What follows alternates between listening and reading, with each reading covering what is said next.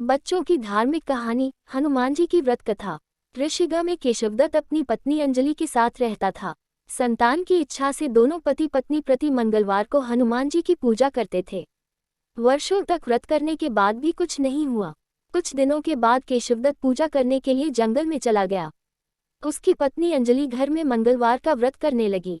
एक दिन किसी कारणवश अंजलि हनुमान जी को भोग नहीं लगा सकी और उस दिन वह भूखी ही सो गई। दूसरे दिन उसने प्रण किया कि अब अगले मंगलवार को हनुमान जी को भोग लगाकर ही भोजन करूंगी। अंजलि ने भूखी प्यासी रहकर 7वें दिन मंगलवार को हनुमान जी की पूजा की और उन्हें भोग लगाया, लेकिन तभी भूख प्यास के कारण अंजलि बेहोश हो गई। हनुमान जी ने उसे स्वप्न में दर्शन देते हुए कहा, उठो पुत्री, मैं तुम्हारी पूजा पाठ से बहुत प्रसन्न हूँ।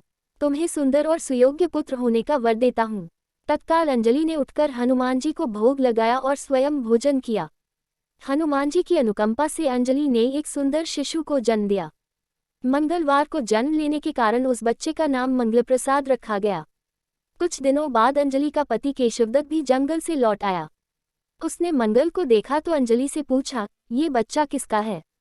अंजलि ने हनुमान जी के दर्शन देने और पुत्र प्राप्त होने का वरदान देने की सारी कथा सुना दी।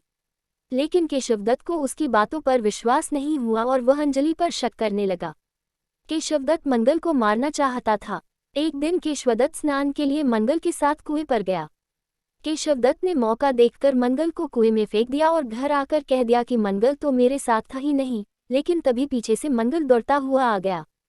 केशवदत्त मंगल को देखकर बुरी तरह चौंक गया। उसी रात हनुमान जी ने केशवदत्त को स्वप्न में दर्शन देते हुए कहा, तुम दोनों के मंगलवार के व्रत करने से प्रसन्न होकर पुत्र जन्म का वर मैंने दिया था, फिर तुम अपनी पत्नी पर शक क्यों करते हो? उसी समय केशवदत्त ने अंजलि को जगाकर उससे क्षमा मांगते हुए स्वप्न में हनुमान जी के दर्शन देने की सारी कहानी सुनाई। तब केशवदत्त ने अपने बेटे को हृदय से लगा लिया। उस दिन के बाद सभी आनंदपूर्वक रहने लगे।